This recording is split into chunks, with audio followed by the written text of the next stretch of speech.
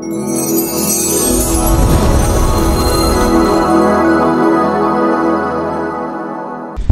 మన రక్షకుడైన యేసుక్రీస్తు నామములో మీ అందరికీ నా ప్రేమపూర్వక వందనాలు తెలియజేస్తున్నాను. బయట ఉన్న దైవజనులకు కూడా దేవుడు మిమ్మల్ని దీవించునుగాక.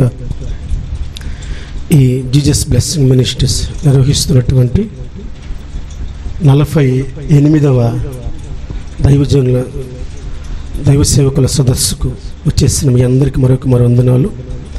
మీ మధ్యలో దేవుని మాటలు పంచుకోవడానికి దేవుడు నాకు కృప చూపి ఉన్నారు. నిజానికి నా వయస్సు కంటే ఇక్కడున్న దైవజనుల అనుభవాలే చాలా ఎక్కువ. కొద్ది నిమిషాలు కొన్ని మాటలు, ప్రభువు నా మనస్సులో పెట్టిన మాటలు, ఆయన తెలియపరచమన్న మాటలు, కొన్ని మాటలు చెబుతాను. చూడండి, త్వరగా మనము అపోస్తుల కార్యాలు 13వ అధ్యాయము 1 నుంచి 3 వాక్యాలు చదువుకుందాం. అపోస్తుల కార్యాలు 13, 1 నుంచి 3 వాక్యాలు చదువుకుందాం. అంతియొక్కలోనున్న సంఘములో బర్నబా, నిగేర్ అనబడిన సుమియోను, కురేనీయుడైన లూకియా, చతుర్థాధిపతి అయిన హేరోదుతో కూడా పెంచబడిన మనయస్సు, సవులు అను ప్రవక్తలను బోధకులను ఉండిరి. వారు ప్రభువుని సేవించుచు ఉపవాసం చేయుచుండగా పరిశుద్ధాత్మ నేను బర్నబాను సౌలును పిలిచిన పని కొరకు వారిని నాకు ప్రత్యేకించుడని వారితో చెప్పాను. అంతటా వారు ఉపవాసం ఉండి ప్రార్థన చేసి వారి మీద చేతులుంచి వారిని పంపిరి. చిన్న ప్రార్థన చేసుకుందాం. ప్రేమ స్వరూపి మీకు స్తోత్రాలు ప్రభువా. ఈ పూట ఈ లేఖనపు వెలుగులోంచి మీరు మాతో మాట్లాడండి తండ్రి. నీ దాసులకు వివరించుటకు బలము, శక్తి, జ్ఞానం లేని వాడను.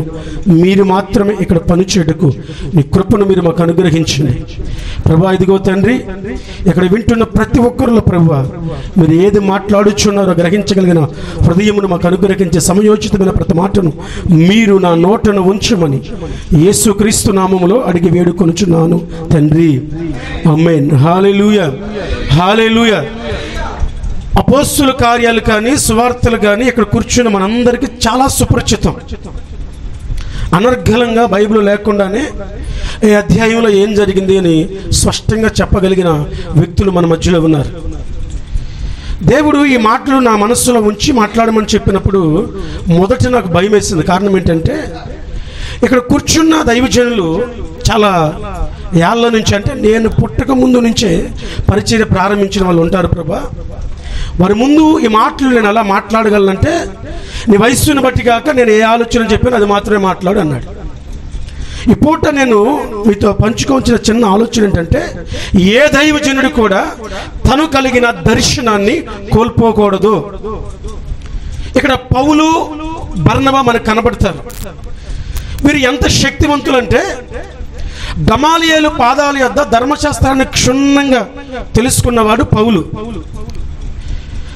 గమాలియేలు పాదాల యొద్ద ధర్మశాస్త్రాన్ని నేర్చుకోకపోయినా క్రీస్తు బోధనలు విని అంగీకరించి అనేకుల్ని హెచ్చరిస్తూ బలపరుస్తూ వారి జీవితాలు కడుతూ వారి క్రీస్తులో ముందుకు కొనసాగుటకు కారణమైన వాడు బర్నబా.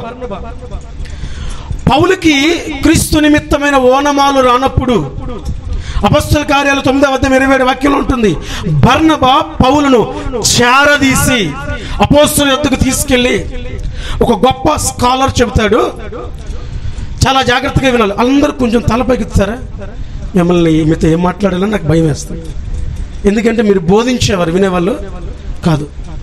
ఇక్కడ మన మధ్యలో దైవజనులు ఉన్నారన్న ఇస్సాకన్నారన్న దగ్గర రావాలి. ఇస్సాకన్న ఉన్నారు. ఫస్ట్ ఫర్ ఎగ్జాంపుల్ ఈయన్ని అపోస్తలుడైన పౌలు అనుకుందాం. ఈయన పౌలు గారు, ఈయన బర్నబా. ఈయన పౌలు, ఈయన బర్నబా. ధర్మశాస్త్రాన్ని క్షుణ్ణంగా అవలేలగా మనవాడు నేర్చేసుకున్నాడు. ఏమడిగినా నిద్దటో లేపినా చెప్పేస్తాడు. కానీ యేసయ్య గురించి అడుగు, ఆ దర్శనం తప్ప, ఆ దమస్కులో దర్శించి నువ్వు హింసిస్తున్న క్రీస్తును నేనే అని చెప్పిన ఆయన మాటలు తప్ప ఆయనతో కానీ శిష్యులతో కానీ పరిచయం లేని వ్యక్తి.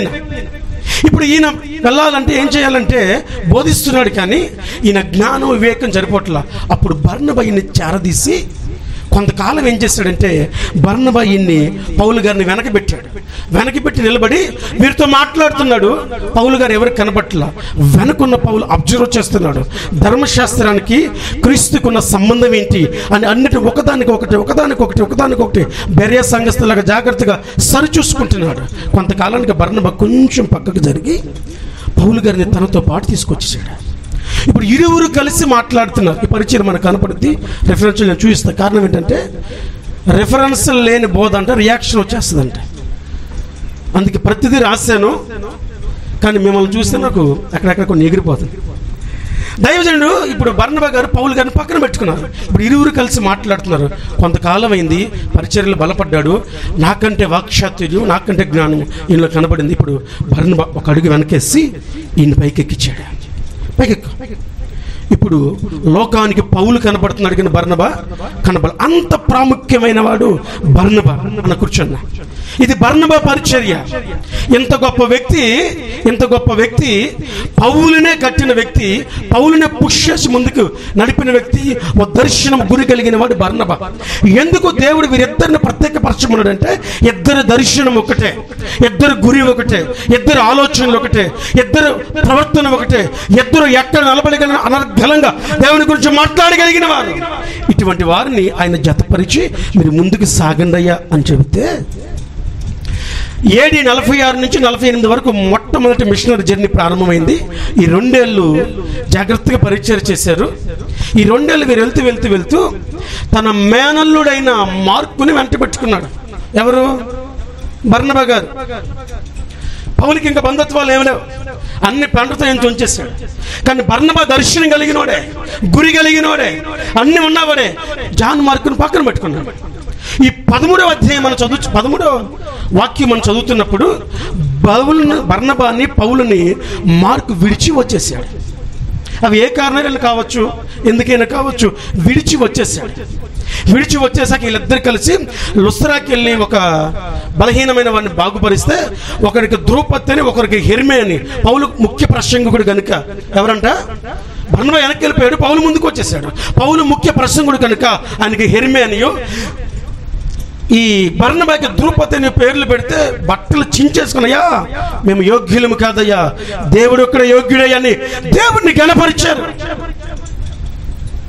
బర్యనేసే వ్యక్తి చాలా చోట్ల పౌలుతో కలిసి శ్రమపడ్డాడు, కొట్టబడ్డాడు, అవమానపరచబడ్డాడు, నిందించబడ్డాడు. సంఘాన్ని కట్టి సంఘ పెద్దలకి అప్పచెప్పి వచ్చేసారు. ఇది మాది కాదు, మేము అపోస్తులము, వెళ్ళిపోతూ ఉండాలని బాధ్యతలు అప్పగించారు. అందులో నేనున్నాడు.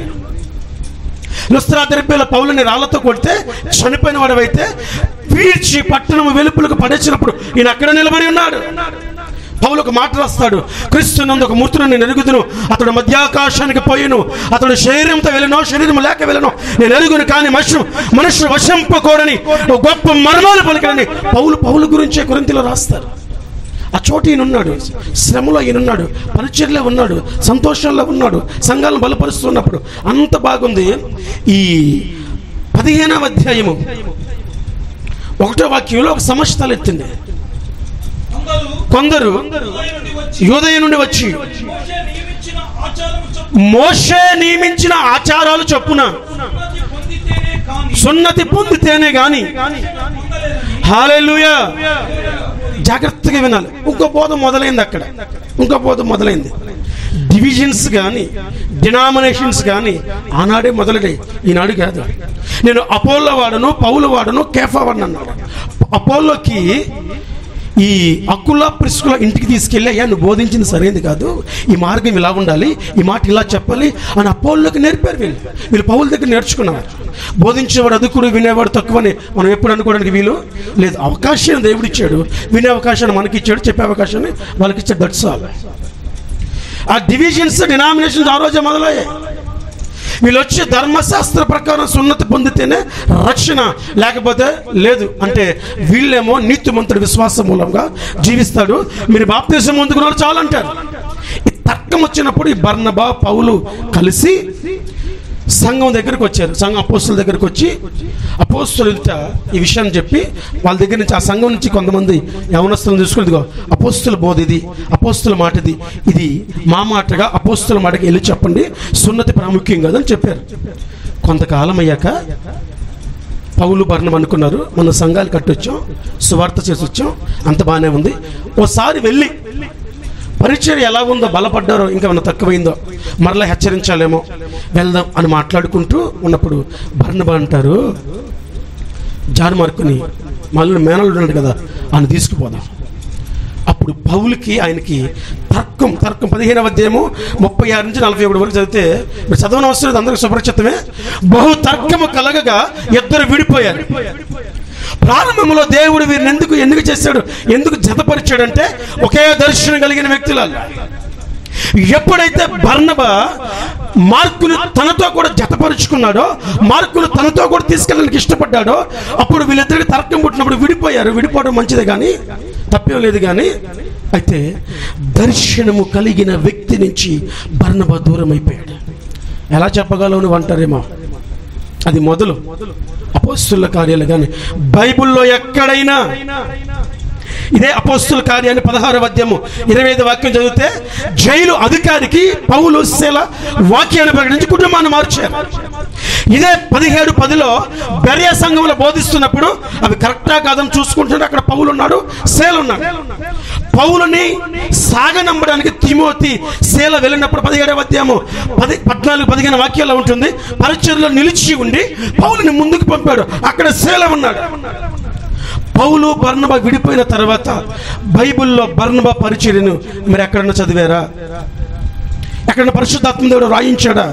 దర్శనము ఉన్న వ్యక్తులు నువ్వు విడిచిపోతే పరిచర్య చేస్తావు, అద్భుతాలు చేస్తావు, ఆశ్చర్యాలు చేస్తావు, నువ్వు కొనసాగుతావు, కానీ గుర్తింపు లేని పరిచర్య అయిపోద్ది. దర్శనం ఉన్న వ్యక్తుల్ని కడ వరకు వెంబడించాలి. నువ్వు వెంబడిస్తున్న వ్యక్తులు దర్శనము కలిగినవారా, దర్శనము లేనివారా సరిచూసుకోవాలి. ఈరోజు దైవజనుడైన నీవు వెంబడిస్తున్న వ్యక్తి దర్శనము కలిగిన వాడా? ఈరోజు నువ్వు ఎవరిని విడిచి వస్తున్నావో, ఎవరిని వదిలేసావో, ఆ వ్యక్తి దర్శనం కలిగిన వాడా, దర్శనం లేనివాడా? నువ్వెవరిని జతపరుచుకుంటున్నావో, నువ్వు జతపరుచుకుంటున్న వ్యక్తికి నీ దర్శనానికి సంబంధం ఏంటి? ఒకనొక కాలంలో పౌలు చెరసాల్లో ఉన్నప్పుడు మార్కుని వెంట పెట్టుకుని రండి, అతడు నాకు కావలసిన వాడు అన్నాడు. బర్నబా గురించి ప్రస్తావన ఉందా? గల్తీయులకు రాసిన పత్రిక 2వ అధ్యాయం 9వ వాక్యంలో మాట్లాడుతుంటాడు, ఆనాడు అపోస్తులు నాకును బర్నబాకును తన కుడి చేతినిచ్చిరి, మరి కుడి చేతిని పట్టుకున్న బర్నబా పరిచయం ఎక్కడ? దర్శనం ఉన్న వ్యక్తిని నువ్వు వెంబడించకపోతే, ఒక దర్శనం, ఒక గురి, ఒక ఆలోచన కలిగి నువ్వు నడవకపోతే నీ పరిచర్య నమోదు చేయబడదు. బర్నబా పరిచర్య దర్శనం కలిగిన వాడే, పౌలుని సిద్ధపరిచిన వాడే, పౌలుని ముందుకు నడిపిన వాడే. పౌలుతో విడిపోయాక పరిచర్య ఎక్కడ? నా మాటలు అర్థమవుతున్నాయా? హల్లెలూయా. నా భాష అర్థమవుతుంది, మనకేం ఇబ్బంది లేదు. ఒకసారి నేను తెలంగాణ వెళ్ళాను, ఖమ్మం వెళ్తే అంత అయిపోయినాక, నువ్వు మంచిగా మాట్లాడినట్టున్నావు కానీ అర్థమైతే అవలే అన్నారు. నువ్వు బాగా అయితే మాట్లాడేవి కానీ అర్థమైతే అసలు ఏం మాట్లాడేది, వినటం వేరే, వినదని అర్థం చేసుకోవడం వేరే. మనకందరికీ దర్శనం ఉంది. దర్శనం లేకపోతే ఈ స్థలంలో మనం లేవు. మనం అందరం పరిచర్య చేస్తున్నాం, అందుకే ఈ స్థలంలో ఉన్నాం. అయితే గుర్తింపు ఎందుకు ఉండదంటే, నువ్వు దర్శనము కలిగిన వ్యక్తుల్ని వెంబడించకపోతే పరిచర్యలో గుర్తింపు ఉండదు. రెండో ఒక మాట చూపిస్తాను మీకు. యోహాను సువార్త 1వ అధ్యాయం 6వ వాక్యంలో సాక్షాత్తు యేసుక్రీస్తు ప్రభువారు యోహాను గురించి ఒక మాట అంటారు, చదవండి. యోహాను సువార్త 1:6. దేవుని వద్ద నుండి పంపబడిన ఒక మనుష్యుడు చాలు. ఎక్కడి నుంచి పంపబడ్డాడంట? యోహాను అంటే నాకు చాలా ఇష్టం. 2015 సంవత్సరంలో జనవరి 25న మా నాన్నగారు చనిపోయారు. ఆదివారం ప్రసంగం అయిపోయింది, చనిపోయారు. నేను విజయవాడలో కీబోర్డ్ నేర్చుకుందామని విజయవాడలో ఒక 4 రోజులు అవుతుంది అప్పటికి వెళ్ళి, ఆ మధ్యాహ్నం పూట కానూరులో పరిచర్య ఉంటే మా స్నేహితుడు అక్కడ పరిచర్య చేసి వచ్చి సాయంత్రం వేరే పరిచర్యకి వెళ్ళాలి సిద్ధపడుతున్నాం. మేము ఒక చిన్న ప్రార్థన చేసుకొని అప్పుడే కీబోర్డ్ ఓపెన్ చేసి, అదే ఫస్ట్ క్లాసులు ప్రాక్టీస్ చేయడానికి కూర్చున్న మా తమ్ముడు ఫోన్ చేసి, నాన్న గుండెలో నొప్పిగా ఉంది, హాస్పిటల్కి తీసుకెళ్తున్నారు, ఇంటికి వచ్చి అన్నాడు. ఇది జుప్పు వేసి దీన్ని సర్దేలపు మరలా ఫోన్ చేసి, బయలుదేరావా, ఇంటికి వచ్చాయి అన్నాడు. నేను అడిగాను, గుండెలో నొప్పి అని హాస్పిటల్ తీసుకెళ్తే రావాల్సిన హాస్పిటల్ కదా, ఇంటికి రమ్మన్నావు ఏంటిరా, చచ్చిపోయాడా అన్నాను. వాడు పెద్దగా ఏడటం ప్రారంభించాడు.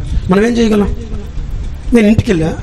ఆనాటి వారికి మా నాన్న జేబులో చేయి పెట్టి డబ్బులు తీస్తామే కానీ మా దగ్గర ఏ డబ్బుల్లో మేము ఏ రూపాయి సంపాదించే వాళ్ళం కాదు. వెళ్ళాను, కూర్చున్నాను. తక్కువ మార్కెట్లో ఒక ఆయన వచ్చాయా, బాక్స్కి వెళ్ళాలి అన్నాడు. అంటే అర్థం ఏంటి? డబ్బులు కావాలని. ఎక్కడున్నాయి?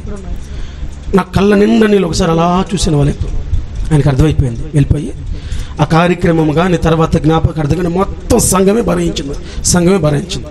కర్లపాలెం అప్పటికి 2 చోట్ల పరిచర్య ఉంది మాకు. ఈ 2 సంఘాలే భరించే మొత్తం పరిచర్య భారం అయిపోయింది, తిండి భారం అయిపోయింది. ఆ రోజు నేను ప్రార్థన చేస్తుంటే ఆ రోజు నన్ను బలపరిచిన వాక్యం ఇది. దేవుడు నాతో మాట్లాడుతున్నాడు, యోహాను గురించి చదువని. చదివా. ఏం చదివాను? ఏమి లేదా అన్నాడు. ఏం కనపడలేదయ్యా. మరలా చదువు అన్నాడు.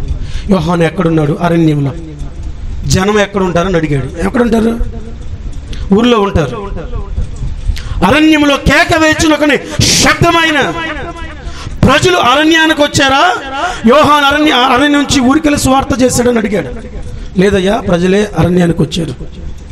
ఎందుకంటే యేసుప్రభు అంటాడు, ఆయన రాబోయేవాడు నీవేనా అని అడిగినప్పుడు, మీరు అరణ్యంలో ఏది చూడ వెళ్ళితిరి అంటారు. అంటే ప్రజలు ఎక్కడికి వెళ్ళారు? అరణ్యానికి వెళ్ళారు.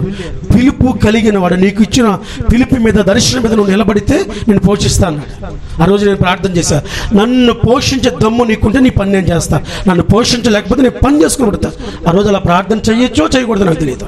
నేను అదే ప్రార్థన చేశా. ఆనాటి నుండి ఈనాటి వరకు ఆకలి కోసమో అవసరత కోసమో ఎవడి వద్ద చెయ్యి చాపిన స్థితి నా దేవుడు నాకు కలుగు చేయలే. యోహాను దర్శనం కలిగిన వాడు. ఈయన అరణ్యంలో ఉంటే ప్రజలు అరణ్యానికి వచ్చారు. అతడు మండుచు ప్రకాశమానమైన దీపమయ్యుండెను అని యేసయ్య చెప్పాడు. పిల్లల మనసును తల్లిదండ్రుల వైపును, తల్లిదండ్రుల మనసును పిల్లల వైపును తిప్పగలిగిన శక్తిమంతుడని రాయబడి ఉంది. ఆయన హెచ్చవలసి ఉన్నది, నేను తగ్గవలసి ఉన్నది, అదే నా ఆనందం అన్నాడు. ఆయన చెప్పులు వారు ఇప్పుడు నేను పాత్రుడు కాను అన్నాడు.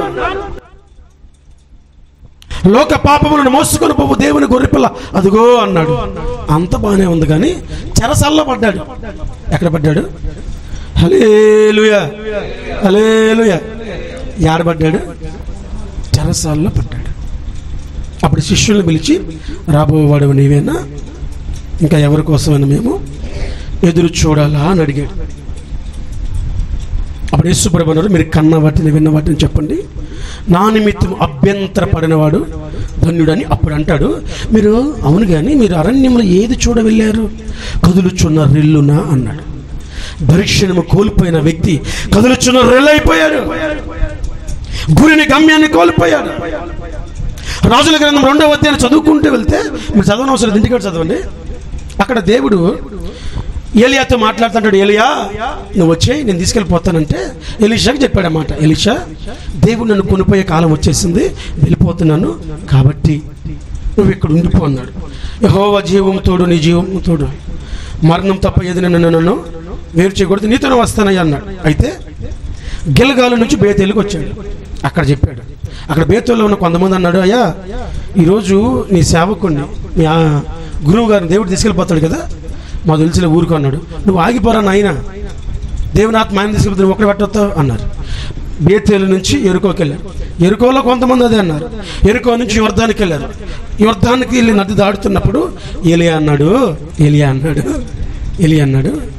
నువ్వు ఏదో పర్పస్తో నన్ను వెంబడిస్తున్నావు, బాగానే ఉంది, ఏం కావాలో కోరుకో, నేను వెళ్ళబోయే ముందు అది సాధ్యమైతే ఇచ్చేస్తానన్నాడు. అప్పుడు ఏలియాతో ఎలీషా అంటాడు, నీలో ఉన్న 2 పాల ఆత్మ నాకు కావాలి, ఇచ్చే అన్నాడు. ఇది సాధ్యపడదయ్యా అన్నాడు. ఇది అయ్యే పని కాదు అది. అక్కడ నేను రఫ్ నోట్స్లో రాసేటప్పుడు రాశాను, మోషేలో ఉన్న 2 పాల ఆత్మ లేచినప్పుడు 70 మంది ప్రవచించారు. అంటే 70 మంది మీద పనిచేసే ఆత్మను ఎలీషా అడిగాడు అని రాసుకొని ప్రార్థన చేసుకున్నట్టే దేవుడు చెప్తున్నాడు, అది కొట్టేసి నేను చెప్పే మాట రాసుకున్నాడు. ఏంటంటే 2 పాల ఆత్మ మోషే మీద పనిచేసిన ఆత్మ లాంటిది కాదు.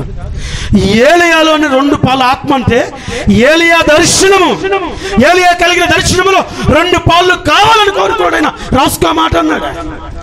ఎలా ఈ దర్శనం నెరవేర్చబడింది అంటే, ఈయన అగ్ని రథాలు తీసుకెళ్ళిపోతున్నప్పుడు, నా తండ్రి ఇజ్రాయేలుకు రథములు రౌతులు నీవే. అదే గ్రంథం 13వ అధ్యాయం 2 రాజులు 13-14 వస్తే, ఎలీషాకి మరణకరమైన రోగం రాగా మరణ పడక మీద ఉన్నాడు, చనిపోయే స్థితికి వచ్చాడు.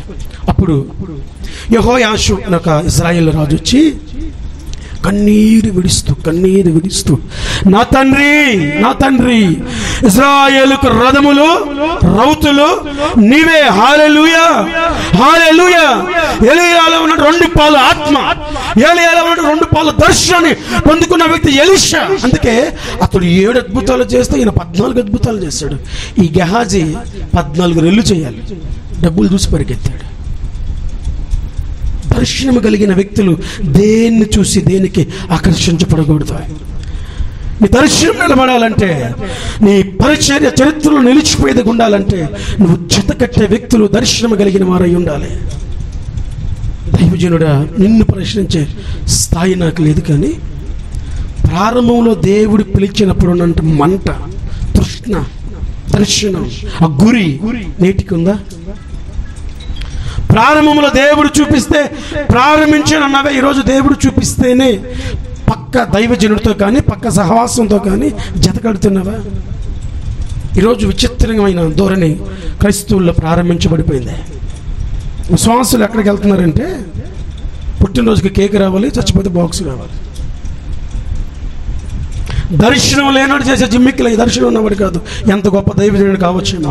దర్శనం కలిగిన వాడు అరణ్యంలో ఉన్న జనులు రావాలి, నీ పిలుపు మీద నిలబడాలి, దర్శనం మీద నిలబడాలి. దర్శనం కలిగిన వ్యక్తులతో ప్రాణం పోయే వరకు నడవగలగాలి. కానీ బంధుత్వాలు, లోకము, లోకపోకడు చూస్తే, దేమా గురించి చదవండి. దేమా లోకాన్ని స్నేహించి కలిసిపోయాడు. ఈరోజు దర్శనాన్ని కలిగి ఉన్నావా, కోల్పోయావా? దర్శనం కలిగిన దైవజనుడిని వెంబడిస్తున్నావా, మరొకరిని చూసుకుంటున్నావా?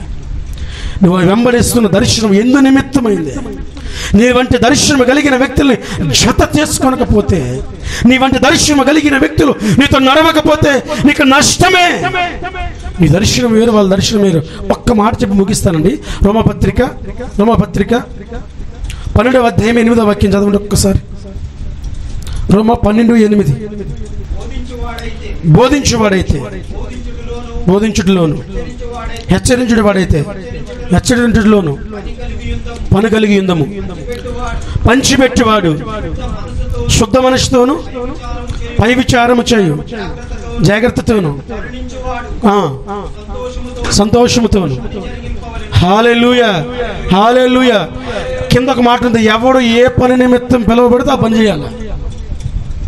ఎవరిది ఏ దర్శనమో ఆ దర్శనము. నువ్వు పంచిపెట్టడానికి పిలువబడ్డావా, ప్రకటించడానికి పిలువబడ్డావా, స్వార్థుడిగా సేవకుడిగా పిలువబడ్డావా, సంఘ కాపరువా, అపోస్తలుడివా, ప్రవచించే వ్యక్తివా, పరిచర్య చేసే వ్యక్తివా, సహకారివా, నువ్వు ఎందు నిమిత్తం పిలువబడ్డావో ఆ దర్శనాన్ని కోల్పోకుండా అందు నిమిత్తం పనిచేయాలి. దర్శనము కోల్పోతే మనుగడ లేని వారం అయిపోతాం. పరిచర్య చేస్తాం. బర్నబా పరిచర్య చేయలేదా? చేశాడు. కానీ పరిశుద్ధాత్మ దేవుడు ఎందుకో దాన్ని రాయడానికి అనుమతించలే, ఇష్టపడలా. బహుశా దర్శనము కలిగిన వ్యక్తిని విడిచిపోవటమేమో. ఈరోజు దర్శనం కలిగి బ్రతుకుదాం, దర్శనం కలిగిన వారిని వెంబడిద్దాం, దర్శనం ఉన్నవారినే మనతో జతపరుచుకుందాం. ఈ మాటలు దేవుడు మన వెనుకడిలో దీవించునుగాక. ఆమేన్.